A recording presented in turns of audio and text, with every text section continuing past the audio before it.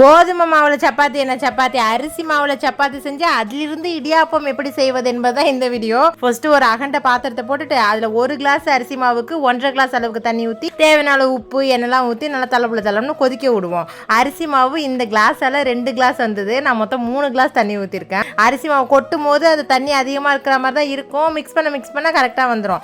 அப்படியே தூக்கி ஓரமாக மூடி வச்சிருவோம். இந்த மாவை வந்து சப்பாத்தி மாவு மாதிரி பிசையணுமா. அது வந்து கொஞ்சம் வெதுவெதுப்பாக இருக்கும் போது பிசைஞ்சாதான் சப்பாத்தி கரெக்டாக வருமா. நான் கையை வச்சு பார்த்தா ரொம்ப கொதிப்பு தாங்கலை. இருந்தாலும் கொஞ்சம் ஆற வச்சுட்டு அந்த சூட்டோடையே தான் பிசைஞ்சேன். நான் வந்து இதை ஒரு வீடியோவில் தான் பார்த்து செய்கிறேன். அதே மாதிரி தான் அவங்க எப்படி சொன்னாங்களோ அதே மாதிரி தான் செஞ்சுக்கிட்டு இருக்கேன். அந்த மாவு பிசைறதுலாம் தப்பே சொல்ல முடியாது. நம்ம சப்பாத்தி மாவுக்கு எடுப்போம் இல்லையா, அதே மாதிரி எடுத்து தேய்ச்சா அவங்களுக்கு இப்படி தான் வந்துச்சு. ஆனால் கிழிஞ்சிக்கலாம் போல. என்ன செஞ்சேன்னு தெரியல. ஃபர்ஸ்ட் ஒரு விரிசல் இருந்தாலும் அதுக்கு கொஞ்சம் பேட்ச் ஒர்க்லாம் பார்த்துட்டு தட்டி வட்ட வடிவில் இந்த கப்பை வச்சு எடுத்துட்டேன். ஃபர்ஸ்ட் தடவை கோணலாம் வந்திருந்தாலும் என் மனசு கொஞ்சம் ஆறி இருக்கும். இது இப்படி தான் வரும்ட்டு எடுத்த வாட்டத்துக்கு நல்லா சப்பாத்தி மாதிரி ரவுண்டா அழகா வந்துருச்சு. அதை நினைச்சு ரொம்ப பெருமைப்பட்டுட்டேன். அதுக்கப்புறம் நின்றுகிட்டே செஞ்சா சரி வராது அப்படின்ட்டு பொறுமையா உட்காந்து செய்ய ஆரம்பிச்சேன்னா தான் இது 2வதோ 3வதோ தெரியல. அதை சுரண்டி தள்ளிட்டு இது 4வது 5வதோ தெரியல. ஆக மொத்தத்துல ஒரு 6-7 சப்பாத்தி அரிசி மாவு சப்பாத்தி போட்டிருப்பேன்.